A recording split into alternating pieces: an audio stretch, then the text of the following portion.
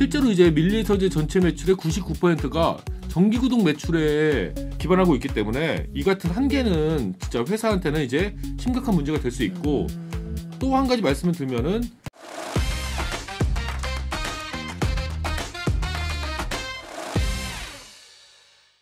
고품격 테크 방송 아웃스탠딩 쇼. 네, 안녕하세요. 저는 아웃스탠딩의 정지혜 기자입니다. 오늘은 1등 전자책 플랫폼이자 코스닥 상장사인 밀리의 서재에 대해서 좀 다뤄보려고 하는데요. 그 밀리의 서재가 작년에 이어서 올해도 굉장히 실적이 좋고 역대 최대 실적을 낼 것으로 예상이 되고 있는데 이상하게도 주가는 1년 전에 상장 당시의 공모 가격보다도 지금 낮거든요. 그래서 오늘은 그 이유에 대해서 살펴보도록 하겠습니다. 저희 아웃스탠딩의 홍선표 선임 기자님 모시고 함께 이번 주제에 대해서 이야기를 나눠보도록 하겠습니다. 선표님 안녕하세요. 예, 안녕하세요. 네, 일단 본격적인 얘기에 들어가기에 앞서서 사실 선표님이 출판업계에 원래 관심이 많으셨잖아요. 그 얘기부터 좀 먼저 해주시면 좋겠어요. 우선 제가 먼저 한 가지 말씀드릴게. 네. 앞에서 이제 1등 전자책 플랫폼이라고 하셨는데 정확하게는 1등 전자책 구독 플랫폼이 맞습니다. 예, 그럼 다시 또 이제 제 얘기로 들어가고 예, 저는 원래부터 약간 그 출판업에 대해서 좀 관심이 많았던 편이었습니다. 왜냐면은 개인적으로 2018년부터 2021년 사이에 매년 이제 한 권씩 책을 출간을 했는데 그러면서 아무래도 이제 여러 출판사 관계자분들을 만나게 되고 또 출판업이 어떻게 돌아가는지를 조금이나마 옆에서 좀 지켜볼 수 있었어 갖고 출판업에 대한 관심은 좀 상당히 있었던 편입니다. 그렇군요. 그러면 그 무렵부터 1등 전자책 구독 플랫폼 밀리의 서재에 대해서도 좀 관심을 가지셨는지. 예, 그렇습니다. 제가 그 무렵 출판업을 접하면서 느꼈던 점 중 하나는 IT 기술의 도입과 디지털 전환이 굉장히 느린 업종이라는 점이었습니다. 책이 실제로 몇 권이나 팔렸는지를 출판사가 정확하게 파악하기 위해서 이게 우리는 되게 실시간으로 파악할 수 있을 거라고 생각하지만 그 당시만 해도 몇 개월이나 이제 걸렸거든요. 이러면서 굉장히 디지털 전환이 느린 업종이라는 걸 좀 알게 됐고요. 사실 이에 대해서 출판업계 분들이 항상 하시는 말씀은 서적의 유통 구조가 복잡해서 어쩔 수 없다는 건데 사실은 별 유통 구조가 출판업계 밖에 있는 사람이 보면 그렇게 별로 복잡하지 않거든요. 이게 몇 단계 안 되거든요. 왜냐면은 뭐 마트라든지 자동차 회사 같은 경우에는 진짜 저기 그 전 세계에서 물건을 사오잖아요. 그리고 이 물건이 지금 어디 와 있는지도 다 실시간으로 파악을 하고 또 지금 이게 팔렸는지 어느 장소에 저장됐는지까지 실시간으로 그 추적을 할 수 있는데 근데 약간 출판업계에서는 약간 제가 봤을 때는 유통 구조도 그렇게 복잡하지 않은데 이게 책이 몇 권 팔렸는지 파악이 안 된다. 이런 말씀을 하시는 걸 듣고 약간 디지털 전환이 상당히 느린 업종이다. 그런 생각이 좀 들었습니다. 제가 지금 얘기를 들으면서 굉장히 공감이 가는 게 사실 저도 아웃스탠딩 입사 전에 그 종이 잡지, 종이 매거진을 만드는 회사에서 일을 했기 때문에 근데 저도 사실 방금 말씀하신 내용을 되게 공감을 하고 비슷한 느낌을 받았거든요. 그래서 정말 디지털 전환이 느린 것은 뭔가 인쇄 출판업계의 공통적인 상황이다 이렇게 볼 수도 있을 것 같습니다. 맞습니다. 저도 이제 종이 신문에서 일했을 때도 비슷한 점을 많이 느꼈었는데 출판업이 좀 신문사보다도 조금 더 아무래도 규모가 영세한 곳이 더 많잖아요. 그쵸. 좀 그랬던 것 같고요. 그런 상황에서 2017년에 등장한 전자책 구독 플랫폼 밀리의 서재가 이제 제 관심을 좀 잡아 끌었습니다. 왜냐하면 지금으로부터 7년 전인데 그때만 하더라도 전자책을 구독해서 본다는 거는 좀 다소 생소한 개념이었거든요. 그리고 2024년 현재 기준으로도 전자책이 일반적인 출판사 매출에서 차지하는 비중은 10%가 안 됩니다. 아직까지도 그래요. 미미하네요. 그리고 아직까지도 많은 출판사, 주로 약간 인문이라든지 학술 쪽이 그런데 아직까지도 많은 출판사에서는 아예 전자책을 안 내놓습니다. 그분들은 이제 전자책이 종이책의 매출을 줄이는 요인이 될 거라고 생각해서 이게 좀 약간 출판업도 보면은 그 어떤 류의 책을 주로 출판하는지에 따라서 이 전자책에 대한 그 반응이 좀 다르세요. 경제 경영 쪽은 아무래도 전자책 그 출간에 상당히 좀 우호적인 편인 것 같고 아무래도 인문이나 학술 쪽은 전자책을 팔면은 종이책 비중이 떨어지고 이게 카니발라이제이션이 된다 이렇게 생각하시는 경향이 좀 있는 것 같더라고요. 신기하네요. 근데 여기서 드는 궁금증은 선표님의 책도 밀리의 서재에서 볼 수 있는가? 제 책이 모두 4권이고 이 중에 한 권은 공저인데 그 4권 모두 다 밀리의 서재 들어가시면 보실 수 있습니다. 그래갖고 제가 그때부터 밀리의 서재에 조금 더 관심 가졌던 거죠. 이제 자연스럽게 내 책 얼마나 사람들이 읽었는지 밀리의 서재 보면 여기 독자들의 완독률도 표시가 되거든요. 네. 완독 많이 하시던가. 네. 뭐 상당히 높은 편이었습니다. 상당히 높은 편이었습니다. 네, 그렇군요. 국립중앙도서관 사서 추천도서미 또 뭐였더라? 카이스트 도서관 추천도서 뭐 이런 장난 거 제가 아니네요. 교보문고 추천도서 뭐 이런 거 많이 제가 봤었습니다. 그 나중에 방송 나갈 때 그 선표님 책 링크도 좀 닮은 아니 너무 이제 책 출간된 지가 이미 가장 최근에 한 게 3년 전이라서 이제는 막 크게 팔릴 거라고 생각도 안 하고 그냥 도서관에서 빌려서 보시면 밀리의 서재 쓰시는 분들도 그냥 밀리의 서재에서 보셔도 되겠다. 그렇죠. 예. 그렇군요. 잠깐 아무튼 이제 다시 또 밀리의 서재 얘기로 넘어가시죠. 예. 네, 근데 밀리의 서재가 작년에 코스닥에 상장을 했잖아요. 그때 꽤나 화제가 됐었던 기억이 나거든요.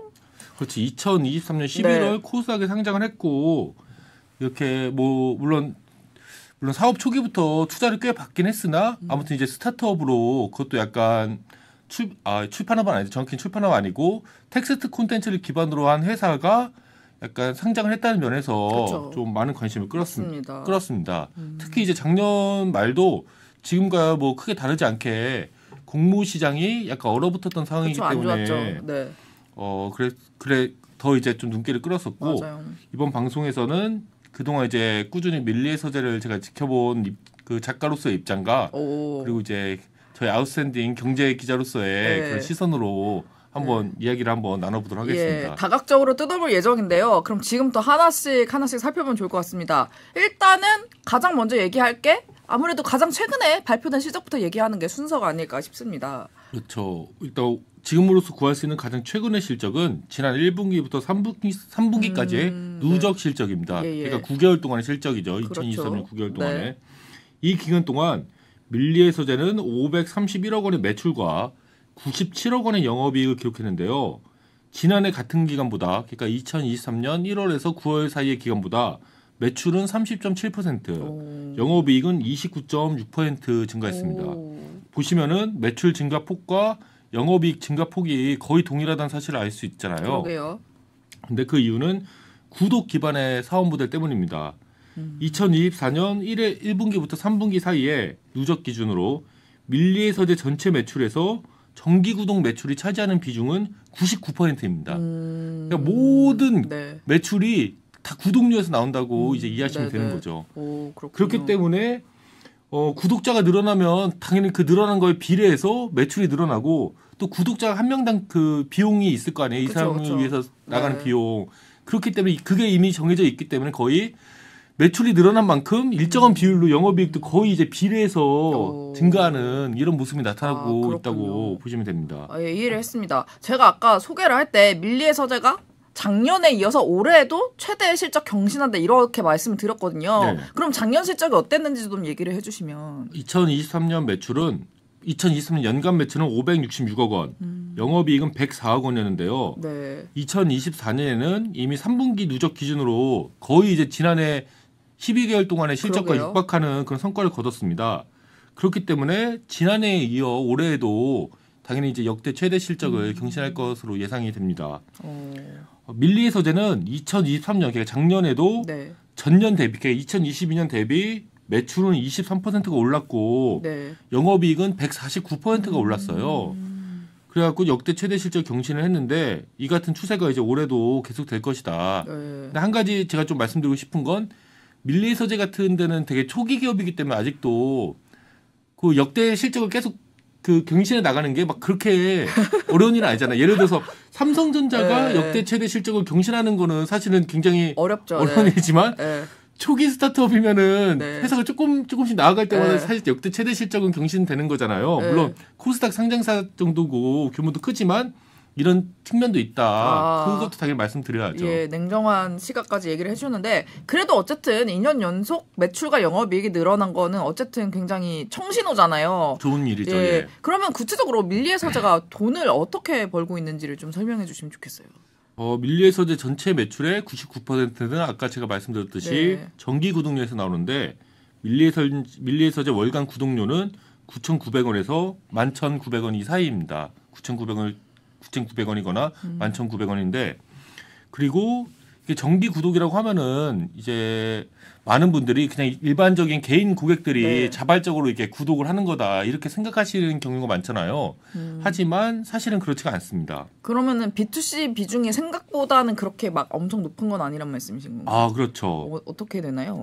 순수한 개인 고객이 밀리의 서재 전체 매출에서 차지하는 비중은 절반가량인 53.5%. 딱 거의 절반을 볼 수 있죠. 네. 그러면은 이거는 2024년 네. 1분기부터 3분기까지 누적 기준으로 말씀드린 겁니다. 네. 나머지의 46.5% 매출은 이제 B2B성 매출이라고 네. 그 사실을 알 수 있는데요. 밀리의 서재 사업 보고서를 보면 정기 구독 매출을 크게 B2C 그리고 B2B, B2BC 이렇게 세 가지 유형으로 구분을 하고 있습니다. 네. B2C는 뭐 당연히 뭐 일반 개인 고객들의 그렇죠. 자발적인 선택에 따른 구독을 말하고요. B2B는 뭐 이것도 쉽게 이해할 수 있잖아요. 그 기업 고객들 대상으로 구독권이나 전용 상품을 이제 판매하는 걸 뜻합니다.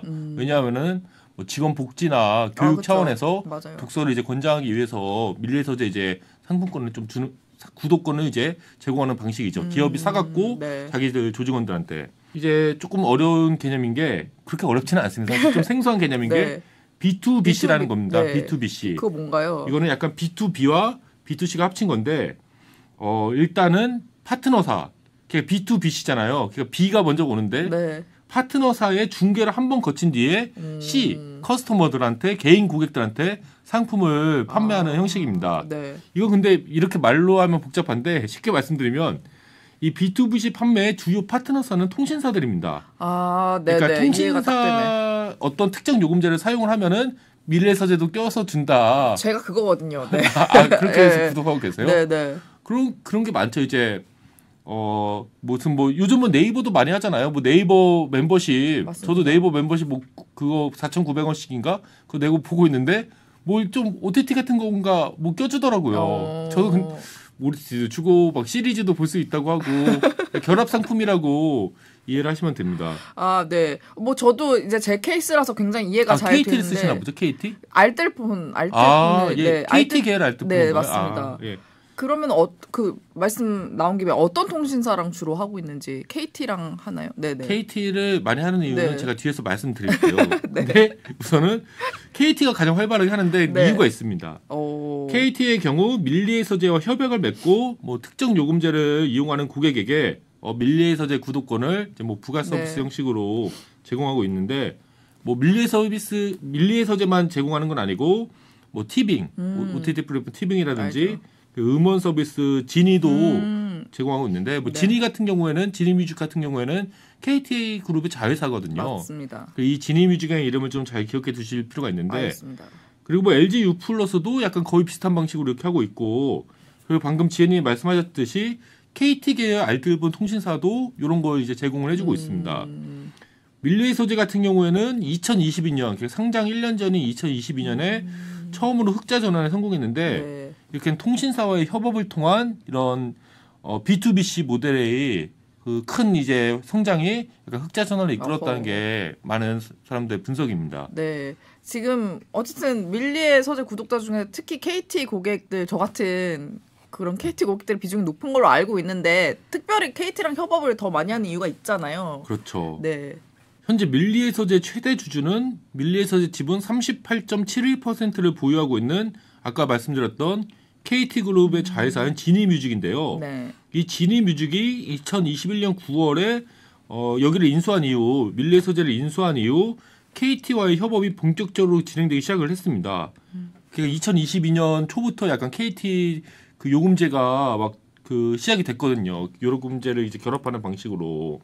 그렇기 때문에 KT 같은 경우에는 자신들의 자회사가 보유하고 있는 최대 주주인 회사가 이제 밀리의 서재이기 때문에 여기와 협업을 더 아무래도. 활발하게 하고 있다. 네. 이렇게 말씀드릴 수 있고 사실 어떤 분들 같은 경우에는 저는 그렇게 생각하지 않는데 어떤 분들 같은 경우에는 네.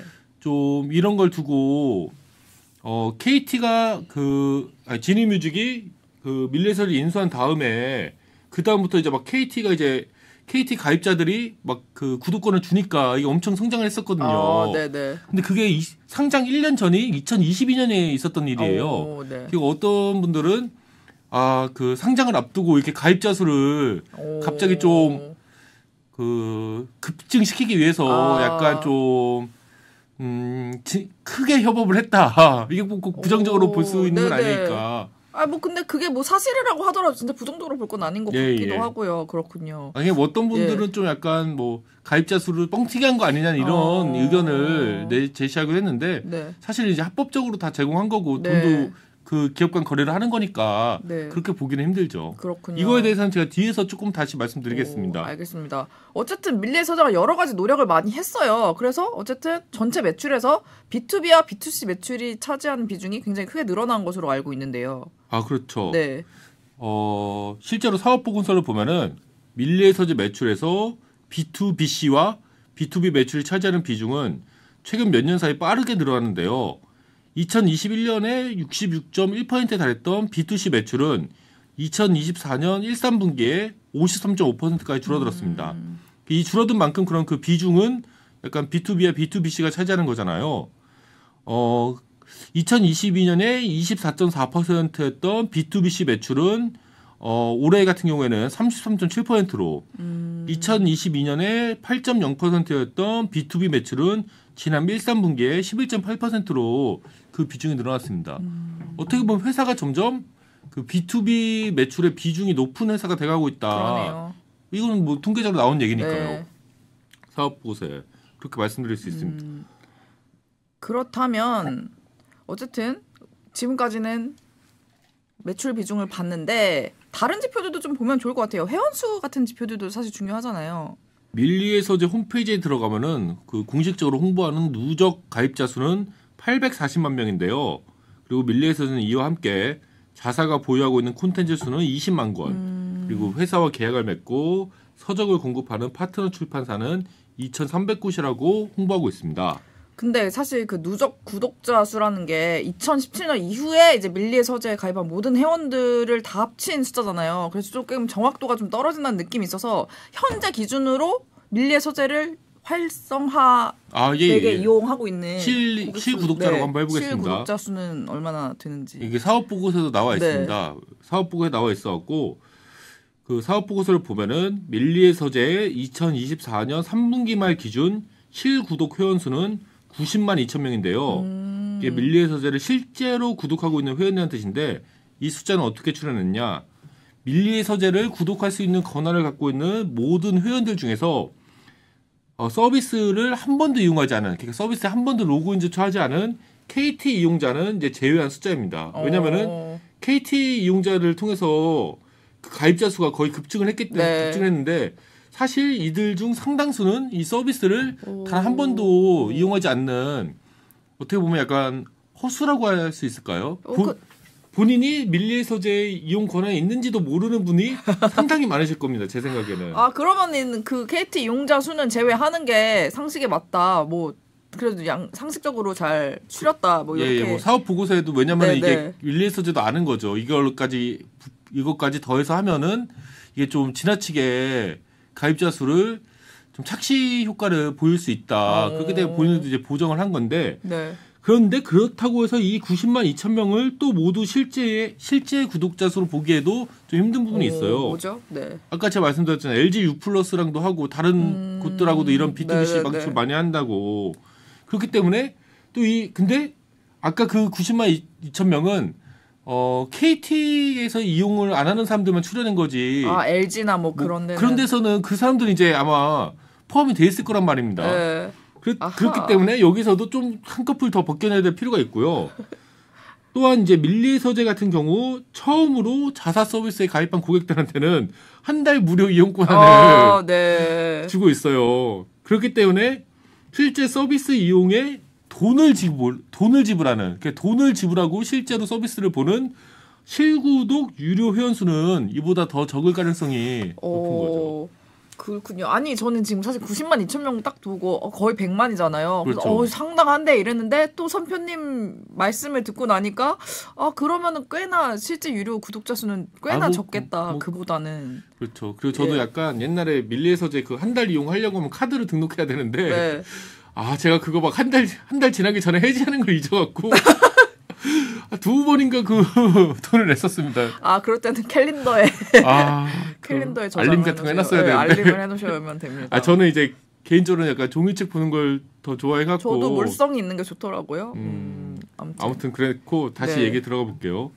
그런데 방금 말씀드린 뭐 이렇게 줄이면은 90만 2천 명보다도 상당히 줄어들 거라는 건 당연히 이제 합리적인 생각인데, 근데 그런 점을 모두 감안하더라도 밀리의 서재의 실구독 회원수가 좀 빠른 성장 추세에 있는 건 맞습니다. 왜냐면은 동일한 기준으로 측정한 2022년에 실구독 회원수는 52만 8천 명이었는데 2023년에는 이 수가 77만 8천 명으로 늘어났고 방금 말씀드린 것처럼 2023년 3분기 말 기준으로는 90만 2천 명이 된 것입니다.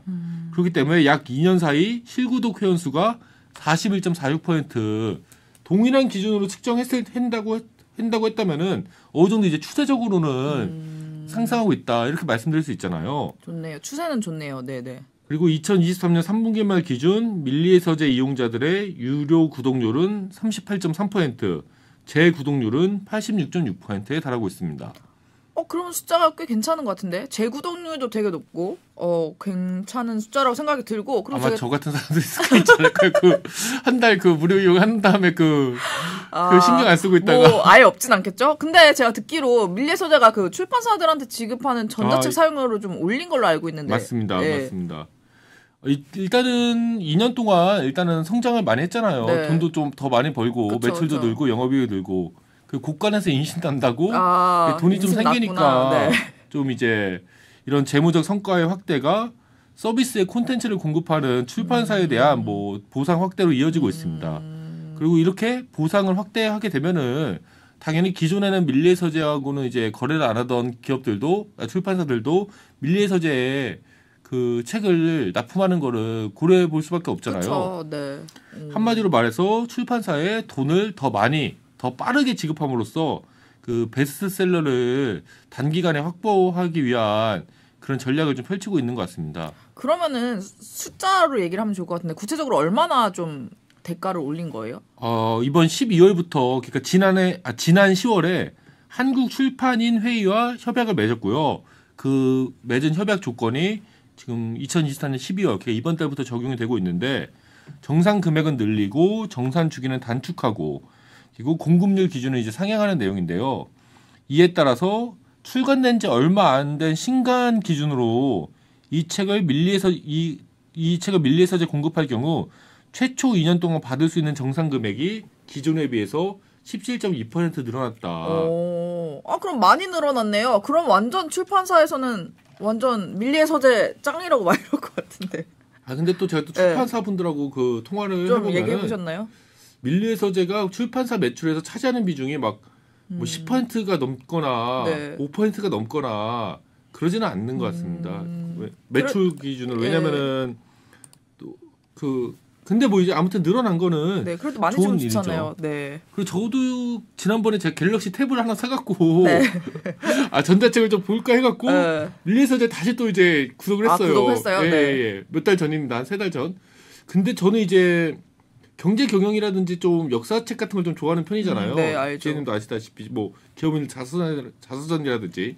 근데 그런 책은 아무래도 좀 이게 비주류 책이라서 그런지 좀 찾기가 안 들어와 있구나. 제가 좋아하는 책 별로 없어요. 약간 여성들이 좋아하는 책들이 많은 것 같아요. 2030, 40 여성들의 책이 많은 것 같았고 별로 없더라고. 그래서 저는 또 이제 이번에는 또 캘린더에 잘 적어놓고 한 달만 보고 바로 이제 근데 이제 네. 아무튼 이렇게 출판사에 돈을 이렇게 많이 주게 되면은 제가 원하는 그런 뭐 경제 경영 베스트셀러라든지 뭐 외국에서 이제 직수입해갖고 바로 나온 책이라든지 그런 것도 이제 나올 확률이 높아지고 그럼 저 같은 사람도 또 이제 볼 거 아닙니까? 또 다시 그럴 확률이 있죠.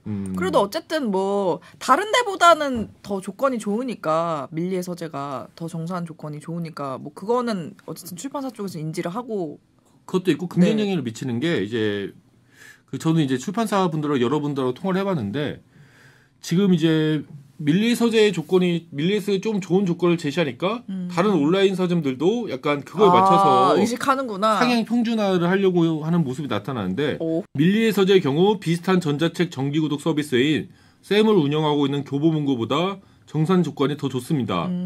돈도 좀 더 많이 주고 돈이 정산되는 시기도 짧습니다. 그렇기 때문에 출판사로서는 밀리의 서재를 선호하게 되죠. 또한 밀리의 서재가 출판 시장에서 차지하는 비중이 늘어나면서 예스24나 알라딘 같은 온라인 서점들도 전자책 정기구독 서비스를 출시했거나 이제 막 출시하려고 준비하고 있는데요. 이곳들에서도 밀리의 서재와 같은 금액을 출판사들에게 주는 것을 조건으로 제시하고 있습니다. 아무래도 전자책 정기구독 시장만 놓고 보면 이들 온라인 서점이 밀리의 서재보다 후발주자이니까요. 이런 걸 놓고 보면 밀리의 서재가 출판업계에 긍정적인 영향을 미치고 있다고 볼 수 있습니다. 근데 지금은 되게 좋은 얘기만 나오긴 했는데 근데 솔직히 말하면 밀리의 서재가 뭐 착해가지고 뭐 더 많이 주고 이런 건 아니잖아요. 예. 분명히 무슨 전략이 있을 이런 거로 막 건데. 그 밀리의 서재 착해서 많이 준다 이렇게 생각하는 분은 너무 세상을 흐리멍텅하게 사시는 분들이세요. 그게 당연히 아니죠. 예, 그렇다면 그 전략적인 목표는 뭘까요? 일단은 당연한 건데 출판사들에게 지급하는 판매 대금의 정산 조건, 돈도 좀 많이 주고 우리가 돈 빨리 줄게. 그러니까 우리한테도 베스트셀러도 좀 넘기고 신간도 좀 넘겨라. 이거를 이제 확보하려고 하는 거죠. 그리고 이를 통해서 더 많은 고객들을 확보할 수 있는 거잖아요. 더 많은 고객들을 확보하고 더 많은 고객들을 확보하면은 돈도 더 벌 수 있으니까. 그러니까 나름대로 이제 본인들의 플라이 휠을 돌려본다. 그리고 또 플라이 휠을 돌려갖고 선순환 구조를 만들어내겠다. 뭐 이런 전략적인 목표를 갖고 있는 건데 이에 대해서는 이번 달 초에 있었던 기자 간담회 자리에서 박현진 밀리의 서재 대표가 다음과 같이 이야기했습니다. 현재 밀리의 서재는 시장에 100권의 베스트셀러가 있다면 그중 70% 정도는 보유하고 있는데 내년에는 앞자리를 8로 바꾸는 것을 목표로 하고 있습니다. 이게 80%. 네, 80%까지 확보를 하겠다. 노벨상을 받은 한강 작가 작품에 대한 수요가 꾸준히 있는데 이를 위해서도 노력하고 있습니다. 근데 제가 봤을 때는 70%안 되는 것 같아요. 아니 경제 경영 분야나 그런 분야는 별로 없어요. 진짜로 여성들이 일반적으로 좋아한다고 여겨지는 분야 있잖아요. 다 그런 책이라 갖고. 혹시 이 방송을 밀리의 서재 관계자분이 보고 계시다면 투자를 안 할 겁니다. 왜냐면은 저 같은 사람은 이제 소수고 다수를 공략을 해야지. 뭐 그렇긴 하죠. 그래도 한번 고려해 주십사 부탁을 드리면서 근데 사실 지금까지 얘기 들으면은 밀리의 서재가 굉장히 지금 뭐 순항을 하고 있는 것처럼 보이지만 사실은 밀리의 서재에게 큰 고민거리가 있잖아요. 그렇죠. 그거에 대해서 좀 얘기를 해주시면 좋을 것 같습니다. 이처럼 이제 전반적으로 순항도 하고 이제 외연도 더 넓히려고 하고 있는 밀리의 서재지만 한 가지 큰 고민이 있죠. 바로 주가입니다. 회사가 연달아 역대 최대 매출을 경신하는 데 비해서 주가는 출발점인 공모가에도 미치지 못하고 있기 때문인데요. 예를 드는 게 아니고 2023년 11월에 23,000원의 공모가로 코스닥에 상장을 했는데 2024년 12월 18일 종가 기준, 그러니까 이 방송 촬영의 기준으로 어제죠. 주가가 이제 15,240원입니다. 1년 사이에 주가가 공모가보다도 33.73%나 떨어진 건데 상장 첫날에 기록했던 장중 최고가 57,600원과 비교하면은 주가가 뭐 73.54%나 빠진 것입니다. 물론 장중 최고가하고 비교하는 건 좀 그렇고 공모가하고 비교하는 게 더 타당한데 근데 만약에 이 장중 최고가를 사갖고 아직까지 갖고 계신 분 있으면은 그 4분의 1 토막 난 거죠. 근데 이거는 이제 장중 최고가고 공모가하고 비교하면은 지금 공모가의 3분의 2 수준이다. 근데 이 공모가보다도 낮은 기업들은 좀 문제가 있는 거예요. 사실은 주가 관리 측면에서. 혹시 공모 당시에 너무 거품이었던 것은 아닌지. 뭐 그렇게 지금에 와서 보면은 그 공모가가 상당히 거품이었다고도 볼 수 있겠죠. 왜냐면은 캠피션과 워런 버핏인가 아무튼 둘 중에 한 명인데 제가 그 사람들 책을 읽었는데 자신들은 절대로 공모주에 투자를 안 한다는 거예요. 왜냐하면 공모주의 그 상장의 그 명칭이 IPO잖아요. 근데 그 IPO의 그 줄임말에 대해서 아마 캠피셔일 겁니다. 캠피셔가 이런 말 했는데 켄 피셔는 이제 피셔 인베스트먼트라는 그 자산운용사를 네, 만든 월가의 그 분이죠. 유명한 전설적인 투자 중에 한 명인데 It is probably overpriced. 이건 아마도 오버프라이스 된 거야. 오버프라이스 된 거다. IPO라는 게 그런 거다. 굉장히. 그래서 자기는 절대 IPO 안 한다고 하더라고요. 굉장히 공모도 투자 안 한다 이건데. 근데 사실 밀리에서의 입장에서는 좀 답답하긴 할 게 사실 뭐 실적은 열심히 잘 해가지고 굉장히 좋아지고 있고 한데 어쨌든 주가는 공모가보다 낮으니까 사실 좀 답답하기도 하고 약간 억울할 수도 있을 것 같고 이럴 것 같은데요. 사실 이제 최근 1년 동안은 코스피든 코스닥이든 할 거 없이 이제 국내 증시가 전반적인 약세잖아요. 네. 그렇기 때문에 물론 밀리의 서재만의 문제라고는 볼 수는 없습니다. 하지만 그럼에도 불구하고 이렇게 회사 실적이 개선되는 거에 비해서 그리고 각종 뭐 구독자 지표도 늘어나고 있고 다양한 이렇게 네. 외연도 넓혀가고 있는데 주가가 이제 공모가에도 미치지 못하는 거는 결코 시장이 나빠서 그렇다 이렇게 얘기할 수는 없는 거죠. 그러면은 하죠. 뭐 주가가 좋을 때는 자기들이 잘해서 잘한 주가가 좋은 거고 나쁠 때는 시장 탓할 수는 없는 거잖아요. 맞아요. 그것도 맞아요. 사실 그런 거 책임지라고 이제 뭐 경영진들이 있는 거고. 맞습니다. 이에 대해서는 이제 박현진 밀리의 서재 대표가 그때 있었던 올해가 아니고 이번 달 초에 있었던 기자간담회 때 이렇게 말씀하셨는데 기업 공개 때 기대했던 목표치와 재무적 지표는 이룬 것 같지만 주가는 시장의 기대에 못 미치고 있는 것 같습니다. 성장성에 대한 비전을 심어주지 못해 상장 이후 주가가 투자자들의 기대에 못 미쳤던 것 같습니다. 그러면은 저는 궁금한 게 어쨌든 선표님이 보시기에는 이렇게 밀리의 서재가 좀 주가가 부진한 이유가 뭐라고 생각하시나요? 박현진 대표의 말처럼 밀리의 서재의 주가가 부진한 데는 미래 성장성에 대한 비전이 부족하다. 이 점을 들 수 있을 것 같은데요. 앞서 살펴본 것처럼 현재까지는 꾸준히 실적이 개선되고 있고 지표들이 좋아지고 있지만 이 같은 성장세가 언제까지 이어질지 그게 좀 불확실하다. 이런 점을 좀 들 수 있을 것 같아요.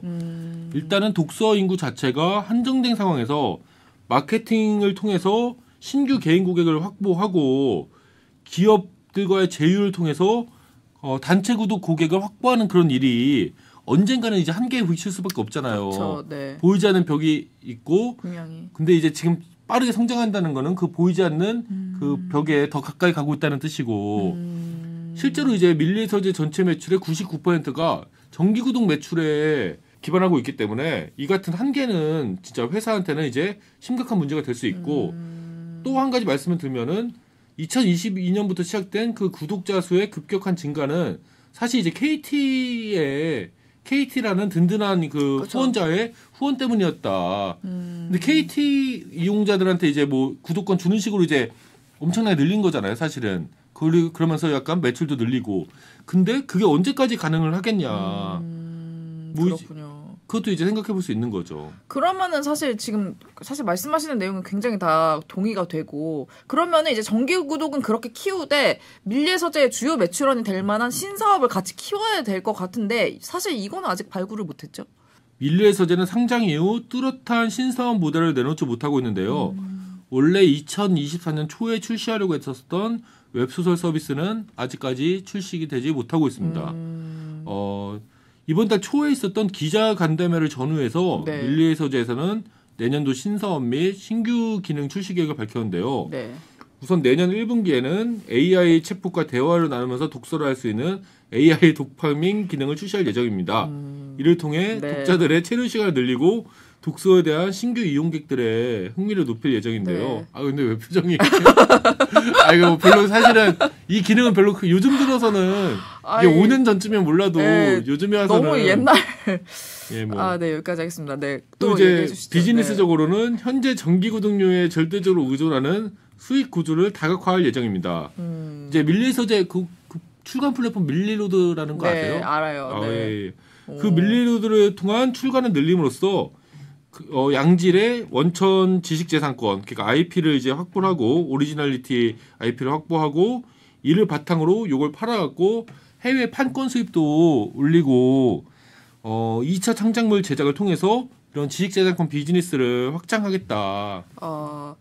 네. 근데 제가 알기로는 네. 이 해외 그냥 책 그냥 해외에 넘겨서 파는 거 있잖아요. 해외 네. 판권 이게 쉽지가 않습니다. 이게 별로 돈을 그렇게 많이 못 받아요. 제가 알기로는.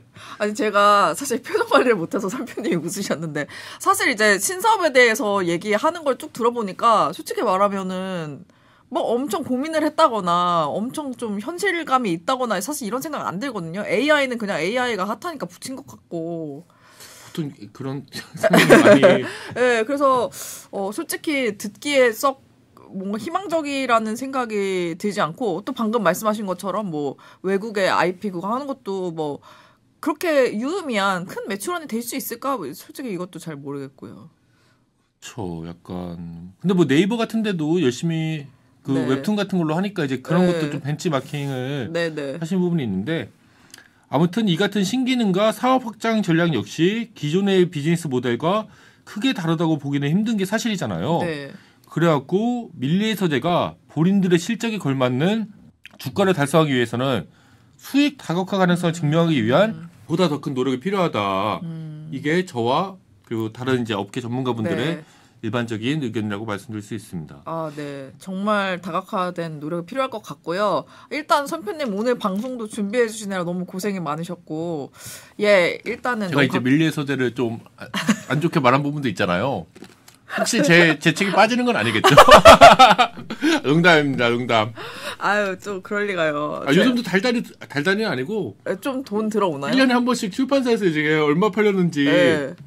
거기 보면은 약간 이게 정확하게 밀리의 서재라고는 안 써있는데, 뭐 대충 보면 이게 밀리의 서재에서 온 거구나. 그런 분류가 있더라고요. 좀 많이 짭짤하게 보시나요? 별로. 알겠습니다. 나온 지 너무 오래돼서. 어쨌든 뭐 산업 기자로서 분석한 거니까 뭐 빠질 일은 없겠죠. 일단은 오늘 너무 다각도로 분석 잘해주셔서 감사하고요. 오늘 방송에서는 밀리의 서재의 현 상황 그리고 앞으로의 전망 등에 대해서 살펴봤습니다. 뭐 사실 밀리의 서재가 전자책이라는 텍스트 기반 콘텐츠를 바탕으로 해서 코스닥에 이렇게 상장을 한 굉장히 유의미한 콘텐츠 기업이잖아요. 그리고 어쨌든 실적도 계속해서 성장을 하고 있고 잘하고 있는 거거든요. 그래서 앞으로도 밀리의 서재에 대해서는 저희 아웃스탠딩 기사로도 또 이렇게 아웃스탠딩 쇼에서도 좀 다뤄보는 시간을 마련을 하도록 하겠고요. 앞으로도 저희 아웃스탠딩에서는 이렇게 IT 테크 업계의 최신 이슈 뭐가 핫한지 여러분들에게 빠르게 재밌게 전달해드리는 방송이 되도록 노력을 하겠습니다. 그 좋아요, 구독, 알림 설정 그리고 선풀 부탁드리면서 오늘 저희는 여기서 인사드리도록 하겠습니다. 감사합니다. 감사합니다.